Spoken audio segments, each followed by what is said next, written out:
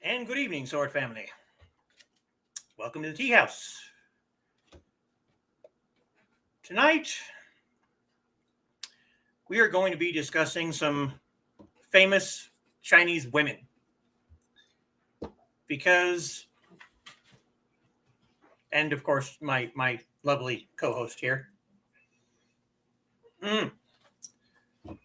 Lots of people will focus on the men. When I was writing the description, I mentioned the generals, Yú Dàyóu, Zhèng, and Guān Yǔ. And I mentioned the more modern Bruce Lee and Dr. Yang Jwing-Mind. But not a lot of people talk about the famous women. So that's what we're going to be doing here today.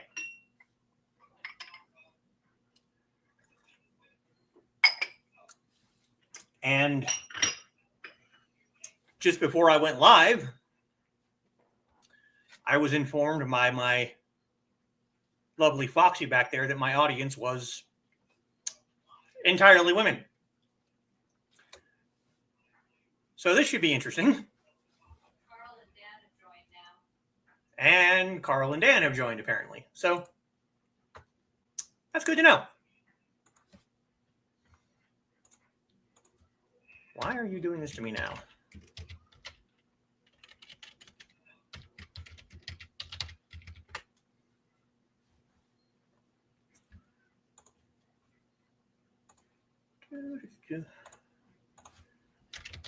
Now, I put pictures of 4 of the 6, or 5. Yeah, 4 of the 5 women that I'm going to be talking about, mostly because I ran out of space for number 5. And one of the group is not necessarily a real person.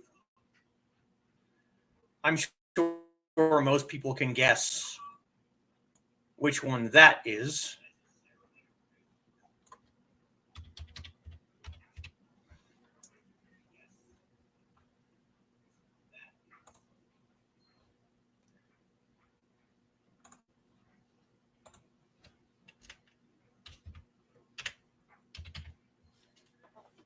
But we have, come on, where's the picture? There it is. All right, so we have a nun, Neng Wei, or Wu Ming in Mandarin. We have Empress Wu Zetiān. We have Huā Mùlán, and we have Yīsǎo. The other one we're going to be talking about is Liú Chǔyù.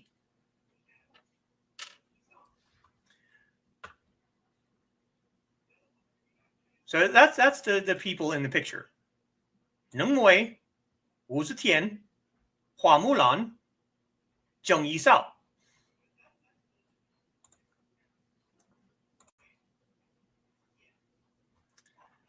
But first, we go through the comments.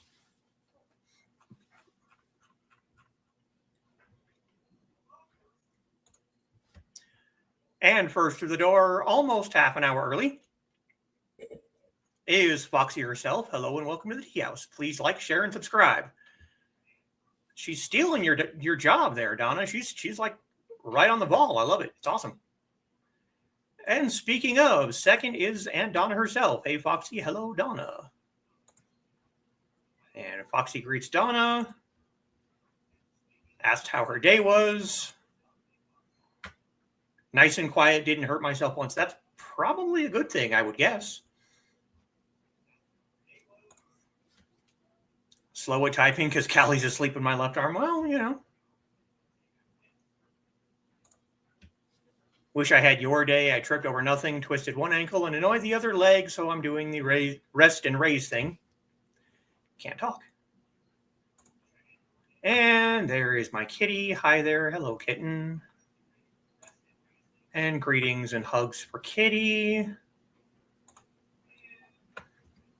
Feel for you. Yeah, we're walking to the farmer's market again. That's become kind of like our Saturday thing. We take the dog, go down to the farmer's market. We're trying to get him, better acclimated to being around people. It's sort of working. I mean, he's better this week than he was the previous 2 weeks. He's getting better every time. But walking across the big dirt field back there, and her knee just, I don't know, knee gave out or ankle gave out. I don't know.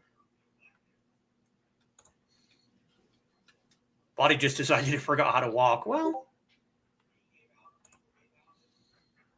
right now I'm watching a bit on how to do henna on the arms. All right. You're going to try it? I would suggest not. And Ruby is joining us. It's a girls' night so far. Yeah. Love to, but my hands shake so much. Not sure I would get clean lines. That's kind of why I said I would suggest, not.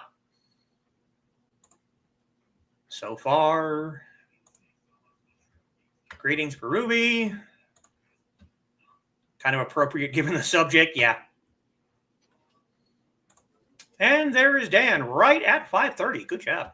Good evening. Hello, Dan. Hey, Dan, you're the first fella tonight. Yeah, you're surrounded by beautiful women. How tragic.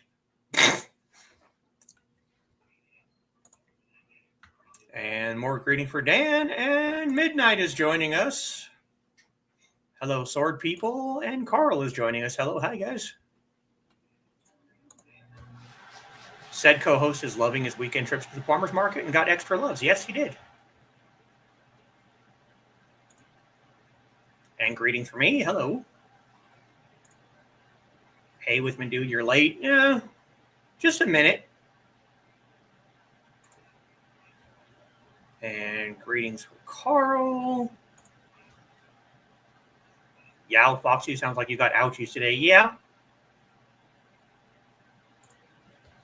Dan and I heard that there were ladies here unsupervised. Uh-huh. Going to take it easy a couple of days and hope swelling goes away. Sarah! Oh, my God, Sarah's here. Hello, Sarah. It is awesome to see you again.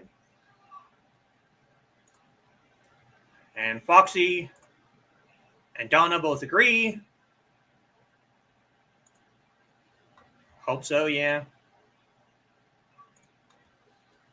If it doesn't, I'll take it to the docs and be like, yeah, I twisted it. Will you check it for me? Yeah. Hi, fam. So awesome to see this. And Indigo loving for me. I'll give them plenty of lovings for you. Cool topic title. Yeah, I was kind of rattling around the idea for this topic while I was having my little vacation from YouTube. And I didn't do it last week. So I figured the topic is important enough and there's enough material on just the 5 women that I picked that I could easily do an entire Teahouse stream instead of just doing individual videos on all of the 5 people that I picked. So it's, yeah. Dan was once told that I wouldn't be the best man at an all-girls school, replied that I was willing to give it the old college try. Oh, no. Yeah. Like that, Sarah, he's starting to trust other people more and seek out love. Yes, he is. He will, like, he recognizes that the 2 of the women at the farmer's market always pay attention to him. So as soon as we get there, he wants to go run over to their table and get attention and hugs and all that stuff. So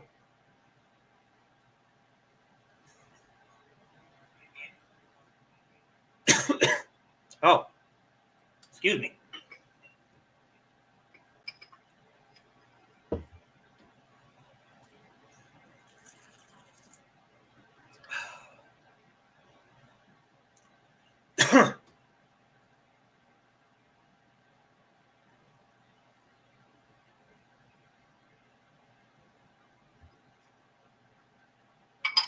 There we go. Sorry about that.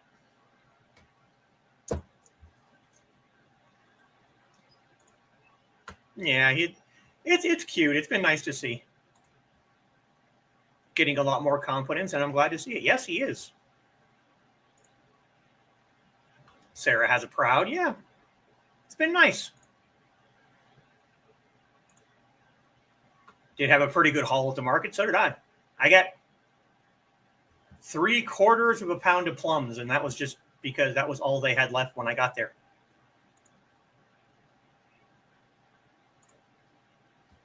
Got peaches, plums, couple zucchinis, and a clove of garlic because there wasn't quite a pound of plums, so she tossed in garlic for free.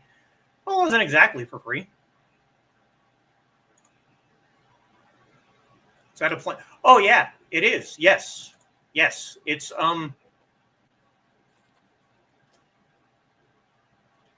This is a deck of cards that I got from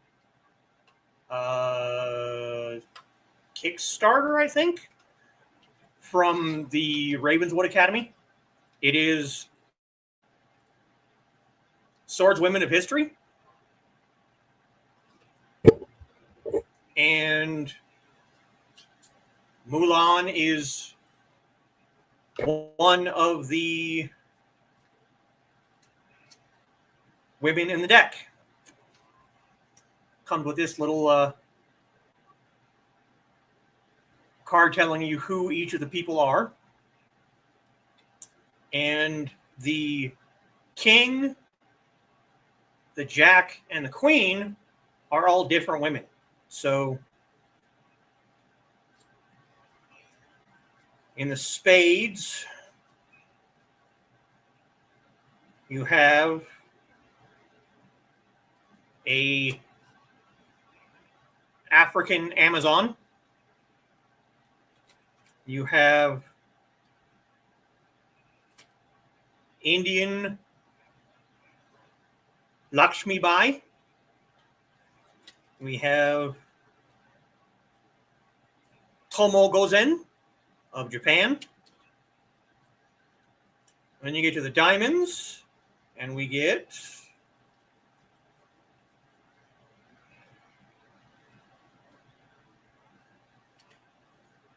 Hong Chuan Jiao. You get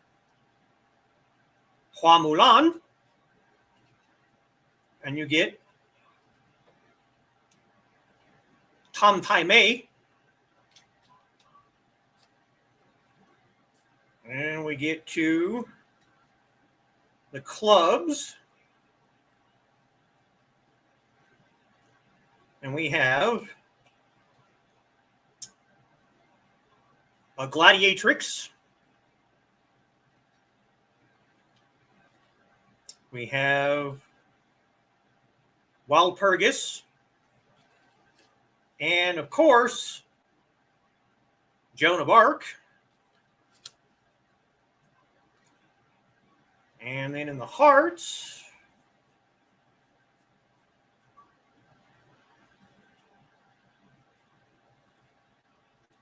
we have, well, let's just drop it on the floor.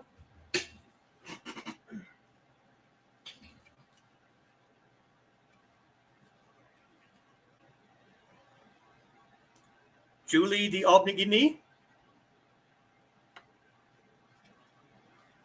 We have Ileona Elick. And we have Esme Beringer.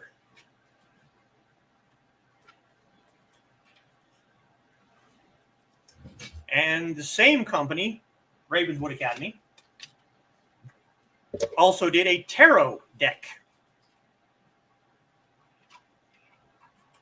of the same cards, the same women. When I first got the deck, I wasn't going to open it because there's a really nice looking seal there. But I had to open it. I almost got two decks, one to open and one to...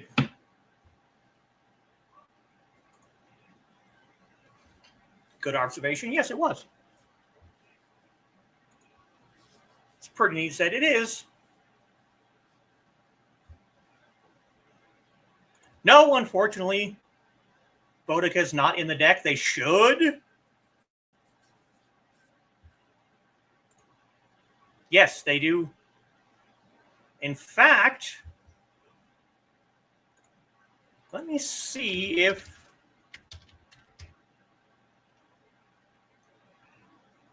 they have the tarot deck still up. It's a bit pricey. I will warn you of that right now. But the playing cards... Playing cards are still... Nope, playing cards are sold out. I was going to say the playing cards are still up, but they're sold out. But the tarot deck is absolutely still available.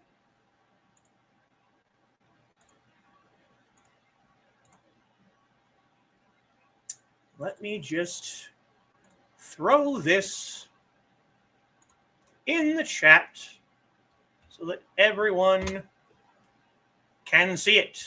There you go. Yes, I just threw the link up there, right there.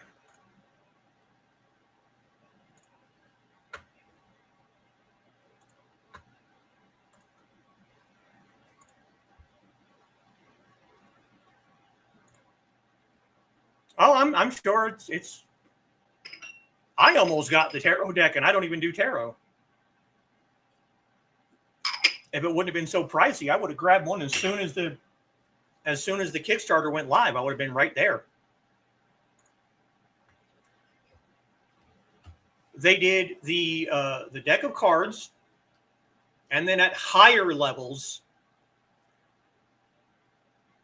they would include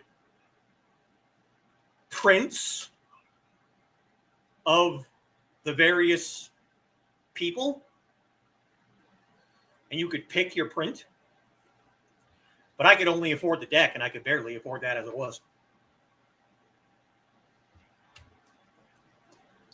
All right, so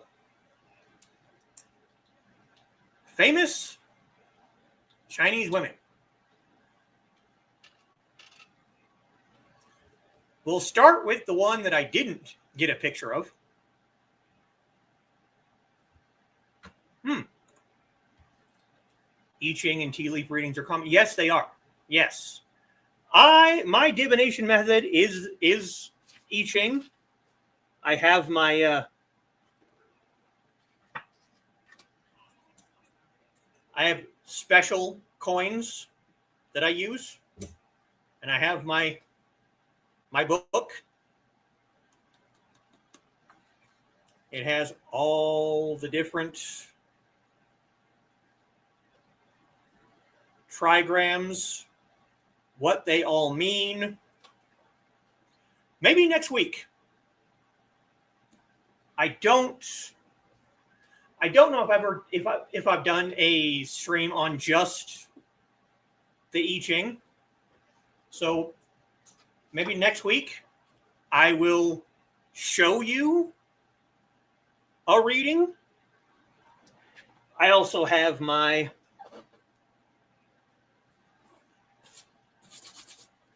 Art of War Oracle deck. I got this from the Renaissance Fair a couple of years ago.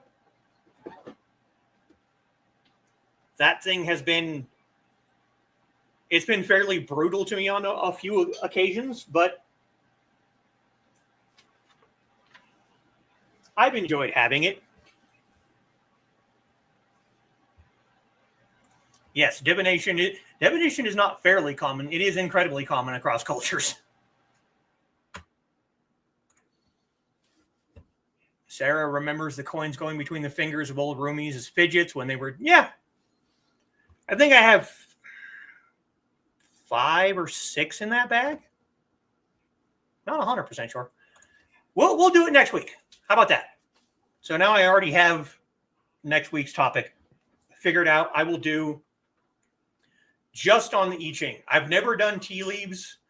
I don't know how to do it, so we begin with Liú Chǔyù, who was a princess of the Song dynasty. Now, what makes her special? It's pretty simple, actually. She was the eldest daughter out of 6 children. And it was believed that she was born before her father became the emperor.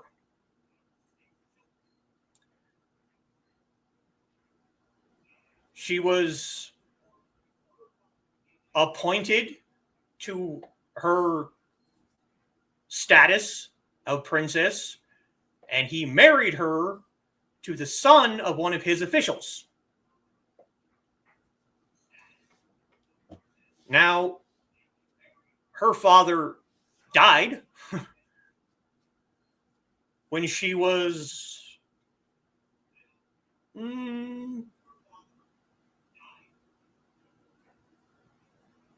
maybe in her late teens.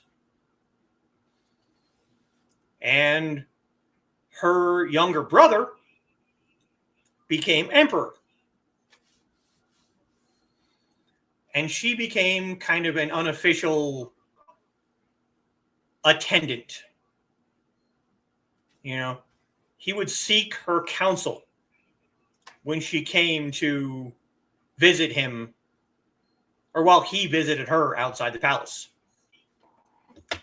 And on one of those visits, she lamented the fact that her brother, the emperor, had many, many, many wives and concubines, and she only had her one husband. So basically, she's like, you know, this isn't fair. You know, you have 10,000 women in your palace, and I have one husband. And her brother, being her brother, was like, all right. So he went out and selected 30 young, handsome men, calling them her Mianxiu, literally meaning prime faces, and gifted them to her to be her lovers.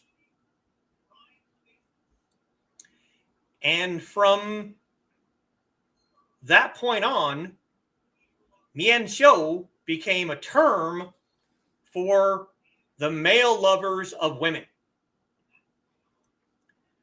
often referring to high status women's lovers. But she still was not satisfied. And she saw another one of the emperor's officials was also young and handsome and virile, and she went to the emperor and said, I want him too. And the emperor agreed. And the official was ordered to attend to her for 10 days. And she tempted him for the entire 10 days. And for 10 days, this man refused her. She tried and tried for a week and a half to tempt this man. And he was just like, no, I don't want it. Go away. So she let him go.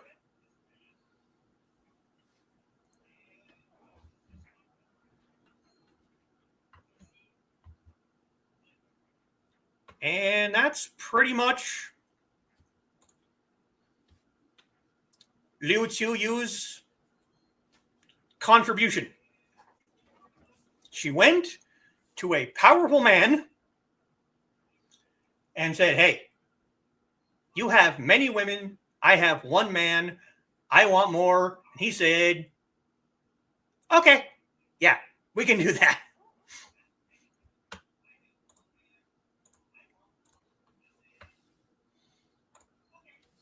You're welcome for a future topic. It's really appreciated, Sarah. It really is.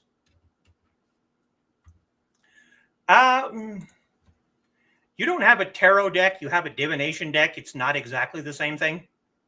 They're similar things, but you also have, runes. Oh, we haven't seen him in a while. Can't imagine doing that for my sister, and neither can I, but I don't like my sister, so there you go.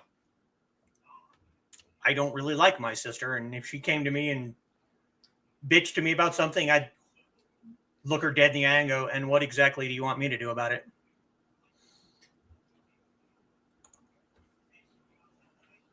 And he goes to sleep on my ankle, and pressure feels good. I'm sure he does. And more greetings. All right, so if we look at our thumbnail, Carl says, I like my sister, but she's got to get her own men. Yeah. And more greetings. We look at our thumbnail, we can kind of go from the bottom and go around. That's true. She told him exactly what she wanted him to do about it, and he did it. So the next one would be Nung Wei, or Wu Mei in Mandarin. She is said to be one of the 5 elders, the survivors of the destruction of the Shaolin Temple by the emperor in the Qing dynasty. Whereas Liú Chǔyù was born in the 400s, Nung Wei was born in 1703. And according to legend, she is said to be a master of various martial arts, including Shaolin, Wudang, the family style of Yue Fei. She is also credited as the founder of Wu Mei Pai, which is Wu Mei Fist, which would be her own martial art, as well as Wing Chun. That's the big one. Because according to legend,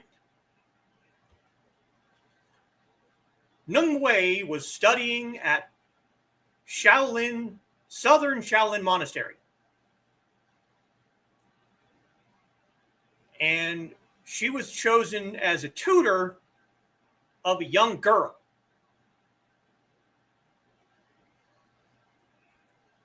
The young girl had a bandit that was trying to force her into marriage. And she didn't want to marry the bandit.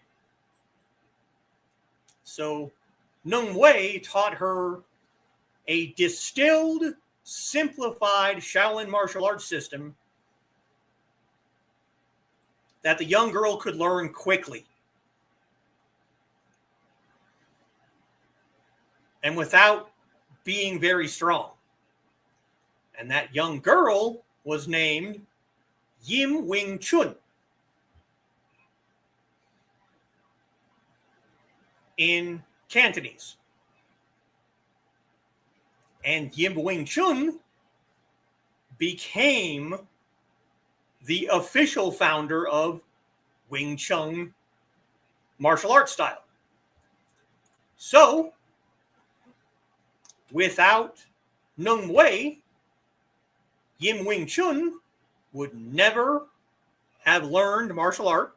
She probably would have ended up having to marry the bandit. And we would not have the martial art of Wing Chun.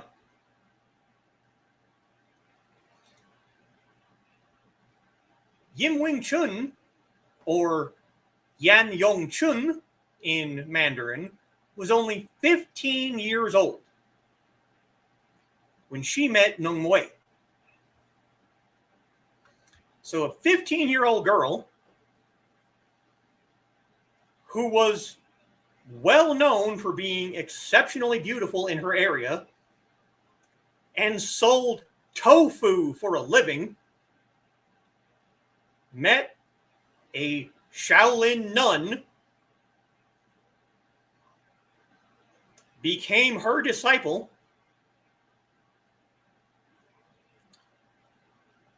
learned Neng Wei's style, defeated the bandit, and created a whole ass martial art that still exists today. So, Neng Wei is literally the grand Shifu of the style of Wing Chun. And that's just one of the styles that she created. She took Shaolin style and shrunk it and distilled it in such a way that she was able to quickly teach a 15-year-old girl who had zero skills whatsoever and taught her how to beat a bandit who has probably spent his entire life fighting and killing people. And this young teenage girl was able to beat him and get away from him. All because of this nun. Oh, poor Inigo has an upset tummy. Oh. Thank goodness he got off the bed first. Yeah. I don't want to have to, poor boy, I don't want to have to wash the comforter again. But that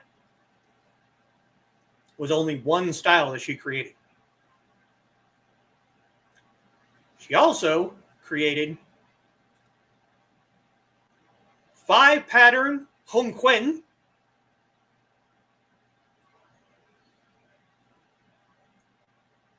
watching cranes, how they jump, how they use their wings and beaks and jaws and claws, watching many different animals. So a lot of Chinese martial arts are based off of animal movements, even if they don't specifically mention it. You know, you have the ones that come right out and say it, like mantis and monkey, tiger claw, tiger crane. But then you have others that they don't name the style after the animal, but if you go far enough back in the lineage, you'll find that the original founder watched an animal of some kind. Not all of them, obviously, but some of them have some kind of animalistic aspect to them.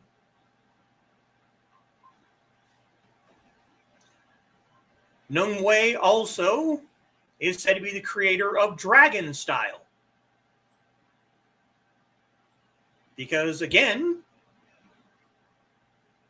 she was a survivor of the destruction of the Shaolin Temple by the Qing Emperor.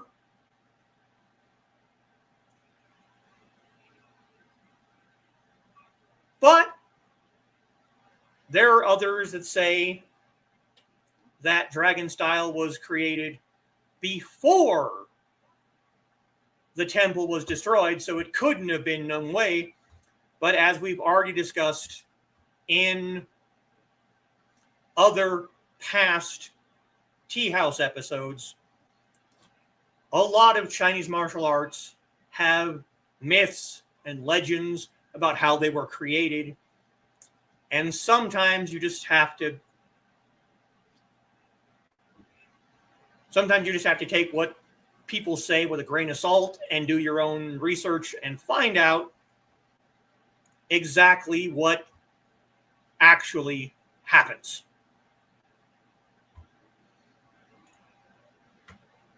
Should be okay after he eats. Sometimes he does too much without eating, gets himself a little sick, yeah. And there he goes for a bite. Nice. Chirper is one of his cats. Chirper is the opposite. Eats too much without doing, yeah. He rarely overeats, more likely to have too much fun and forget to eat, which happens way more than it should, unfortunately.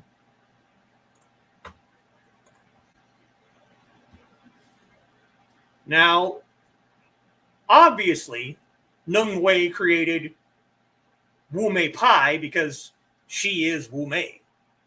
Wu Mei is her name in Mandarin. She created Wu Mei Fist. She was the daughter of a general and fully developed her style in the Forbidden City. She would train balance and leg strength on upturned logs. And she invented a pattern of standing and walking between the logs.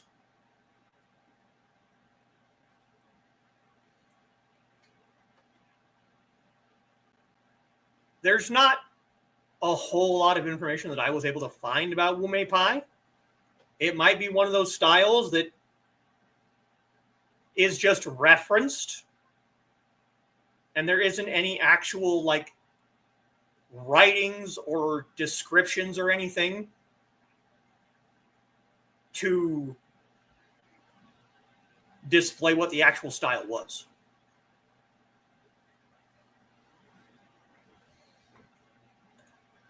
But that is Neng Wei. So going up, we have Wu Zetian. Wu Zetian was Empress of China from 660 to 705. So a little bit older than Liú Chǔyù. She is the first woman to officially rule the country as empress.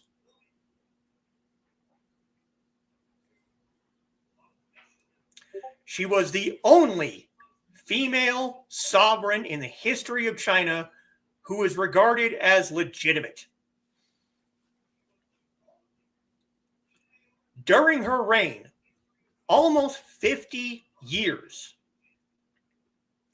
the country grew, the economy was revitalized, and she reduced corruption in the court. Now, eventually, she was removed from power during a coup and died a few months later. But she started as a concubine of Emperor Taizong. And when Taizong died, she married his successor, who became Emperor Gaozong, and she became Gaozong's empress, the queen, the highest ranking of the consorts. She had quite a lot of political power, even before becoming the empress. And as soon as she became empress, she took over control of the court and basically ran things.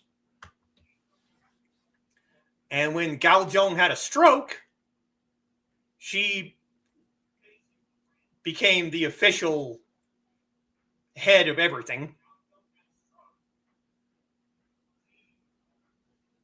until 683.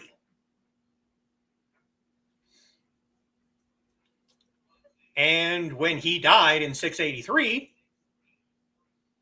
instead of retiring and avoiding the government altogether, Wu Zetian said, no, I'm going to take over everything. I'm going to have complete and total power. I'm going to be the empress. She had sons, and she would not let either of her sons to become emperor. She said, no, I want this. This is mine. She officially took the throne in 690, changing the name of the dynasty from Tang to Zhou, and changing the imperial family name from Li to Wu, holding a formal ceremony to crown herself as emperor. Wu Zetian is considered one of the greatest emperors in Chinese history due to her strong leadership and effective governments. She made China one of the world's most powerful nations just by her leadership alone. She expanded the empire far beyond its previous territories and engaged in wars with Korea and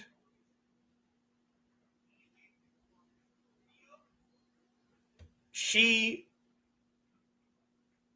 placed importance on social class and gave support from the state to Taoism, Confucianism, Buddhism, literature, and education. She also reformed the imperial examination system. It improved the system, ensuring that competence instead of family connections became the key feature in civil service. Before, if you wanted to take the imperial exam, it was all money and family connections. If you wanted to take the exam, you had to go grease some palms. But because of Zétiān, it started to become competence, intelligence of people. So she did a lot during her almost 50-year reign.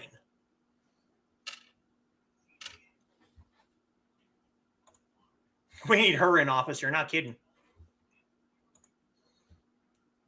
Sounds like she knew what she was doing. Yes, she did. She spent most of her formative years as a concubine, as a regent, as an empress. So she saw behind the scenes what was going on through two different emperors. And she was able to be like, okay, I see this.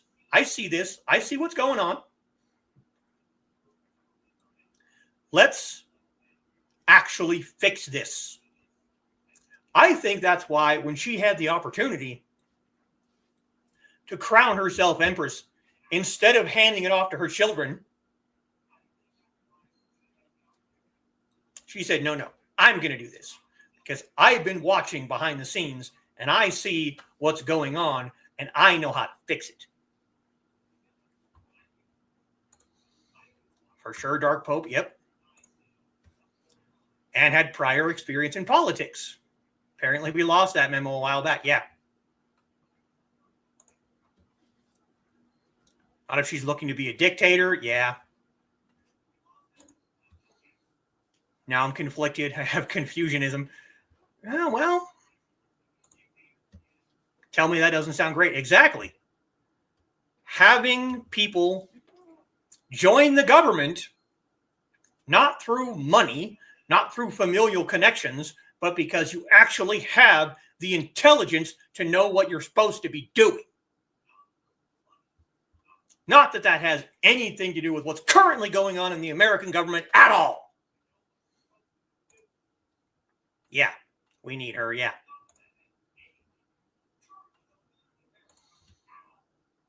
If we're going to end up leaning towards dictatorship, I would choose her. Most people would. Most people would. Most intelligent people would.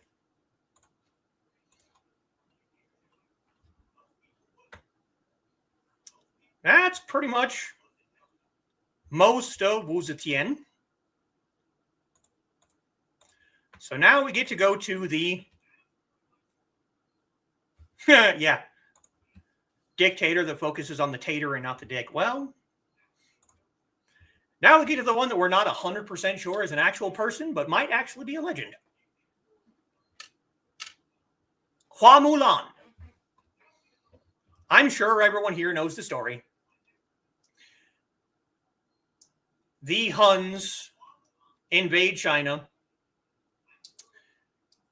The emperor says, oh, we're going to have to go to war now. So he makes a decree that one man from every family has to join the imperial army to defend China from the Huns. Mùlán's father only has girls. He's a former soldier, fairly well known and respected. When the edict comes down, he has no son, so he has to go himself. Yeah. Let's get down to business. She takes his place, joins the army, excels because she's the daughter of a freaking former soldier. Yeah. Gets discovered, exiled, comes back, saves the day, becomes a hero, gets to, gets seen by the emperor and gets handed a medal, and everyone lives happily ever after, right? Right? No. No.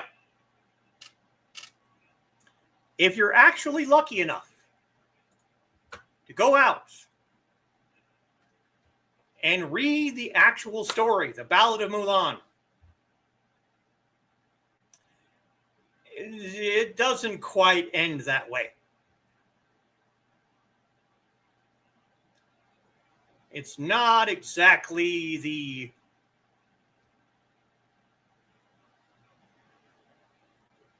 Disney happy ending that, I mean, obviously Disney could not actually tell you the real story because, whew, boy.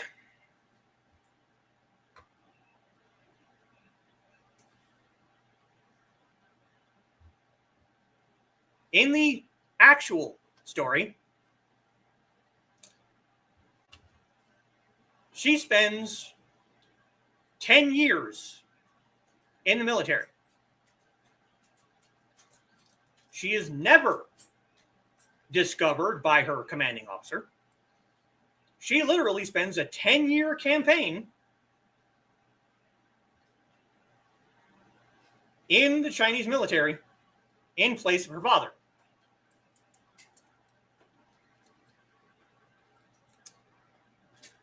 She gets to meet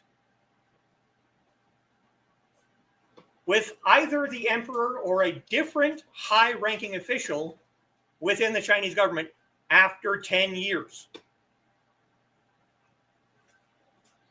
And he offers her a palace, promotion in rank, prizes, and hundreds of thousands of dollars of money.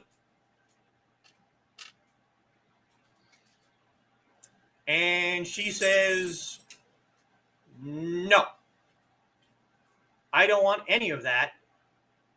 I just want a fast horse.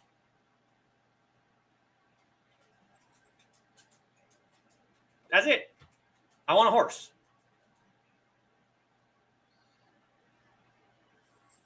So they give her a horse and she rides home. Her parents are waiting to greet her. She goes home, puts on a dress for the first time in a dozen years. She combs her hair, puts some flowers in her hair, and walks out of her house while her fellow soldiers are in the village, walks out of her house for the first time as a woman. All of her comrades are like, whoa, what is this? What is this? They had no idea. For 12 years that they were fighting and living and sleeping alongside a woman. No clue.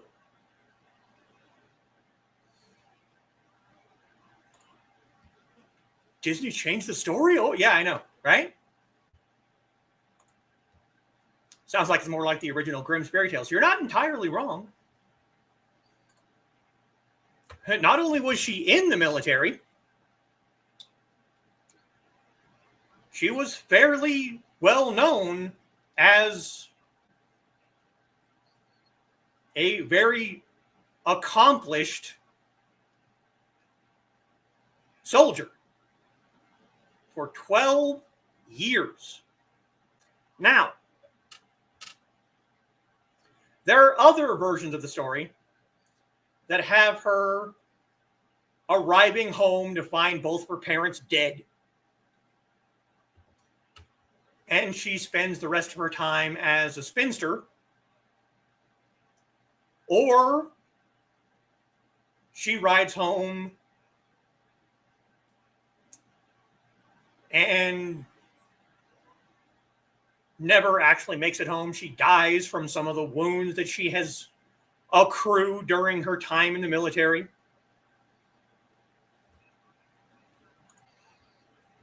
Yep, that was my Inigo.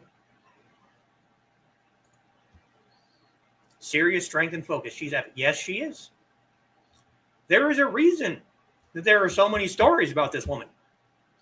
Now, again, was she an actual person? Probably not. She might be an amalgamation of several other Chinese heroes that they just put into one person. Yeah.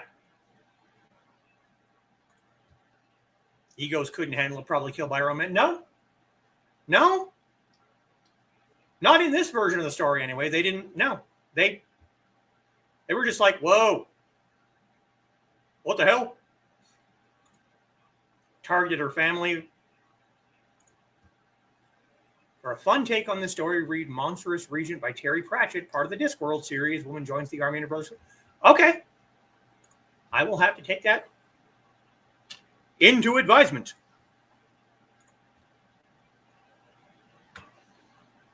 Now, there have been multiple different adaptations on Mulan's story. Going back all the way to the early 1900s. Obviously, the most well-known now is probably the Disney movies, including the live-action one. But there have been many, as well as I've heard. Now, don't quote me on this, because I've never actually seen it. But the TV series Once Upon a Time, I've heard that Mulan is also in that show, but I've never actually seen it, so I don't know. But there are stories and songs and statues, movies, TV series, stage plays, all just about this one person. Must have been important. Otherwise, why is she so talked about everywhere?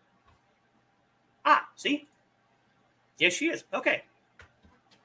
I've also heard that Merida is also in Once Upon a Time. So I might actually have to, go watch the show. Maybe.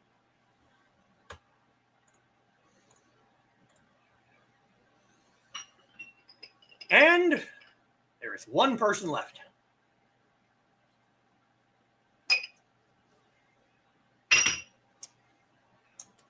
The Chinese Pirate Queen. Yes, that's actually how she was known. Well, probably banned books about her so that people won't learn what a real leader is like.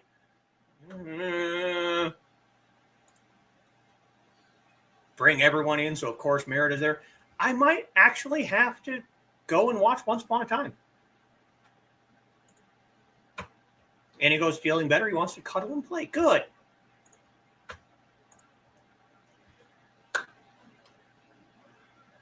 Zheng Yīsǎo was not her name.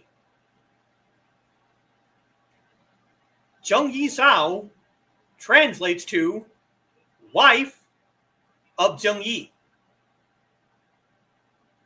She lived during the tail end of the golden age of piracy. Because yes, you dumb, racist people, there were pirates everywhere. Don't be stupid. I cannot tell you how many people I have heard say stupid shit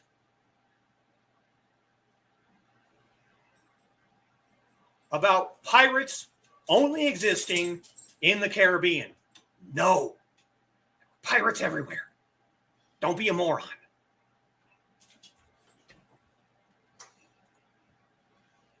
Definitely some interesting takes on Disney-fied versions in Once Upon a Time. Okay. Well, forehead kisses? Okay. We'll see if we can... Come here. Come here, buddy. Come here. There you go. Oh, yes. Yes. Yes.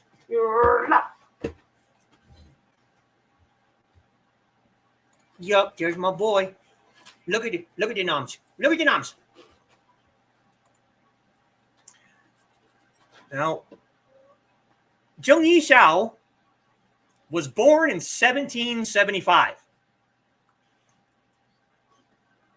Of course, she had humble origins, so she married a pirate.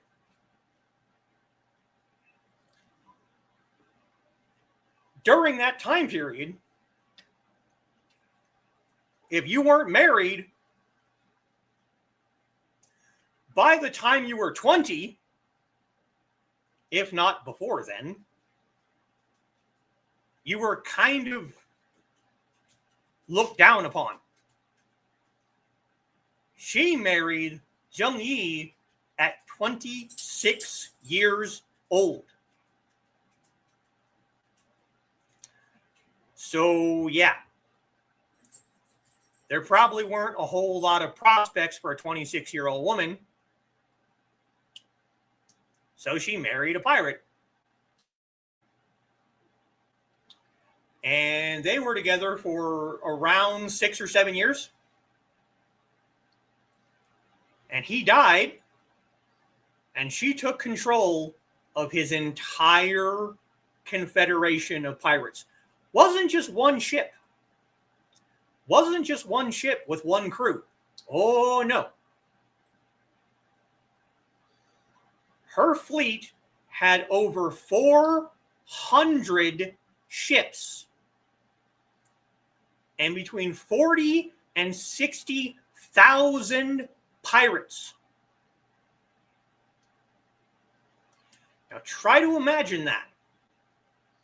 That is not a small group. That's not just a ship with a crew. She controlled all of that. She got support from Zheng Yi's son, who she later married. But she took control of a fleet. And this is not a small task. You have to keep in mind, this is a woman.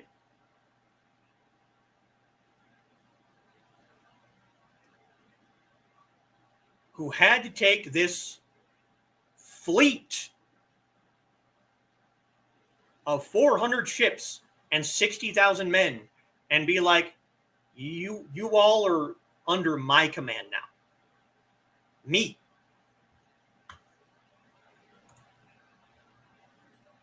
Yes, he is a happy boy most of the time. Even when he doesn't feel great, sometimes it's hard to tell that he doesn't feel great until he yaks on someone. Yeah, it generally is. He cuddled with me until he felt better, then back to pestering, yeah.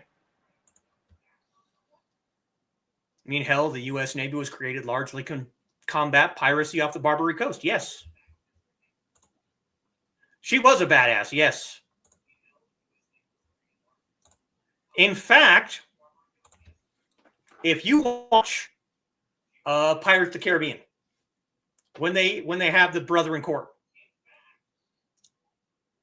the Asian woman that you see as part of the brother in court, that's supposed to be Zheng Yīsǎo. Watch the credits. That's who she's supposed to be playing, is Zheng Yīsǎo. She was so well known within the pirate realm that they put her in Pirates of the Caribbean alongside people like Blackbeard and yeah.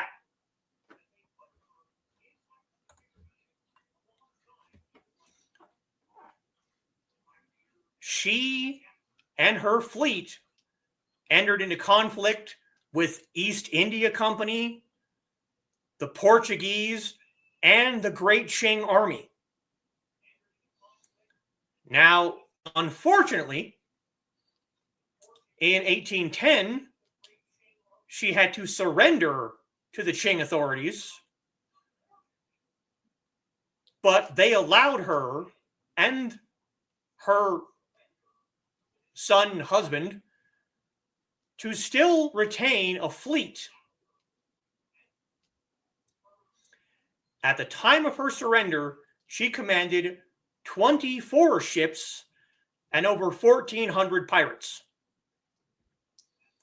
She died at the age of 68 or 69 years old. Try to think about that. She was almost 70 years old when she died, and she was a pirate. She wasn't hung. She didn't. I mean, she surrendered, but she still had a fleet of ships even after her surrender.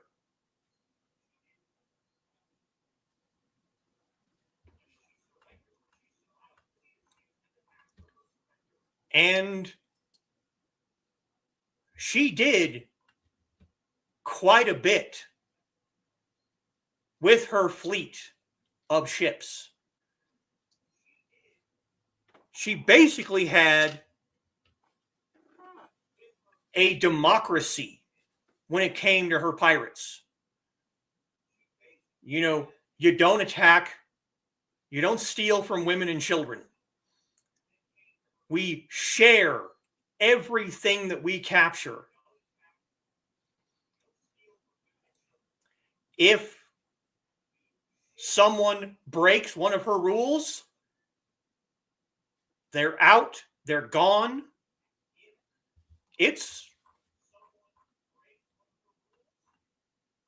I mean, she did not mess around. She had a code that she wanted every single one of her pirates to live by. And there were 3 precepts to the code.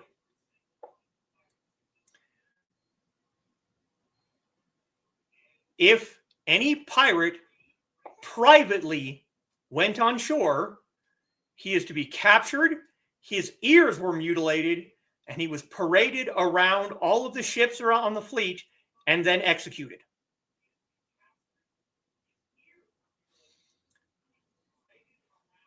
Number 2, all plundered goods must be registered and put into a storehouse for everyone to use as necessary. And if you're found stealing from the storehouse, you're done. Executed. Number 3, women captured from villages are not to be harmed. All women captives must be registered, their place of origin recorded, and given separate quarters from the rest of the pirates. And if you assault one of these women or if you commit adultery with one of these women, you are executed. And the reason she wanted their place of origin recorded is she wanted to be able to take them home when they were done.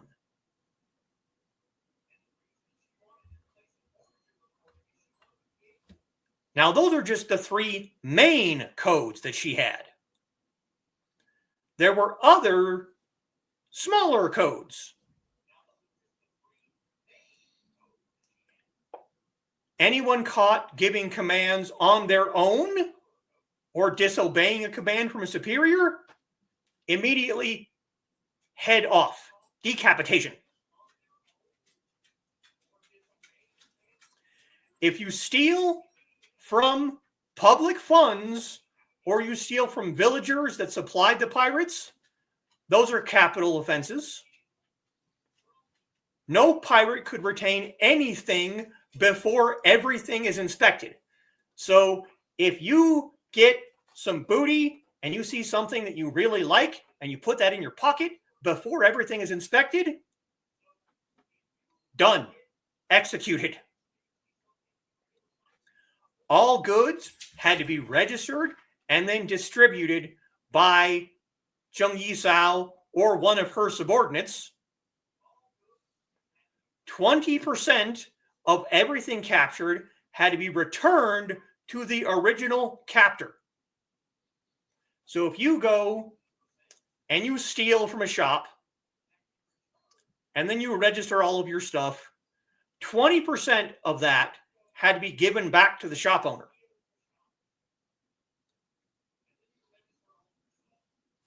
So she was trying to build a community of villages and villagers that would help the pirates if they needed to be helped.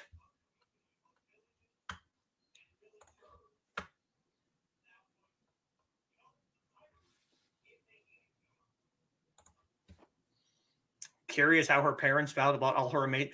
She was, from what I found, she didn't know her parents. She was a prostitute in a brothel when she met Zheng Yi. So, yeah.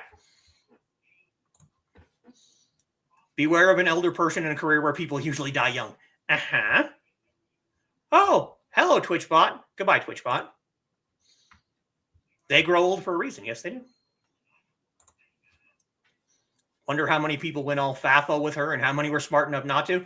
I would think after the first person got decapitated publicly, the rest of the people were probably like, guys, I don't think she's messing around. Maybe we should actually, like, follow the orders now. Someone who wasn't out of touch with reality in more ways than one. Priceless, literally. Yep. Wonder how many of these women wanted to join rather than be returned home.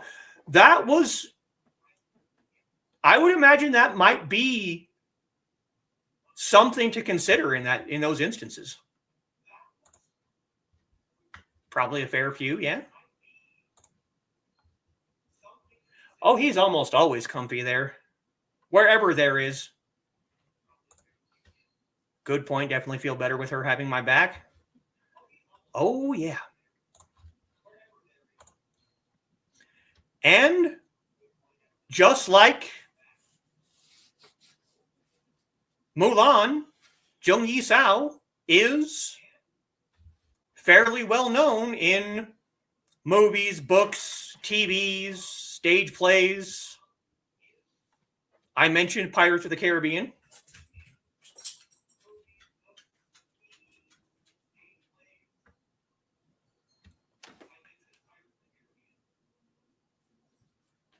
I heard. Now, someone who actually watches this is going to have to tell me. Because I've never seen it. But I've heard that Zheng Yīsǎo is a character in a Doctor Who special and possibly in the Cinemax series Black Flag. That's what I've heard. I don't watch Doctor Who at all, and I've never seen Black Sails? Black Sails, yeah. So I don't know. But I've heard she's in both of those TV series. And my front. Well, so there you go. 5 very important, very powerful, and very smart women from Chinese history. See? I think she was in one episode of Doctor Who. That's what I heard. I heard it was a special episode, maybe.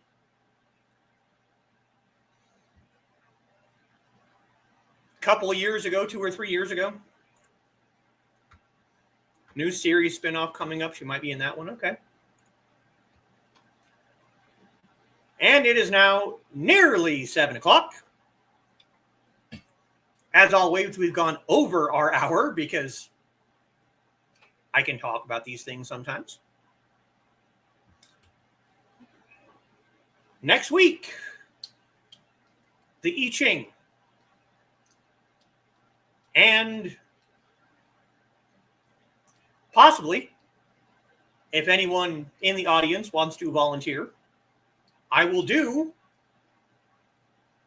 an on-camera reading for that person.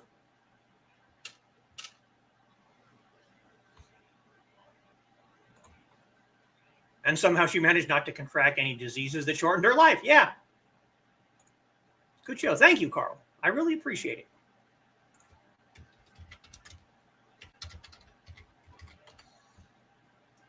If anyone wants to volunteer, anyone wants to ask a question or wants advice on a topic, I can do an on-camera reading directly from the book. Yes, many epic women. And like I said, these are just the 5 that I picked. I could have gone a lot more, but I might have been here, all night. So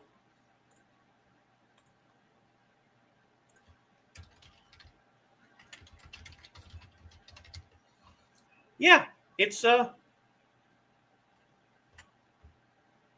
I figured it's important to not just focus on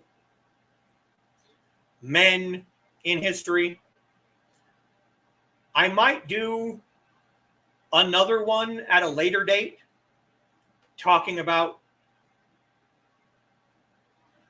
famous Chinese females of myth and legend. That could be fun too, because there's a lot of those. Why does that not surprise me? Mulan is Kitty's favorite. But thank you all for coming. Thank you for watching. Special thank you to Dan Hollifield, Joe Bachman, who isn't here, and Rich Asplin Jr., who's also not here, my patrons. Anyone else wants to join the Patreon, go check it out.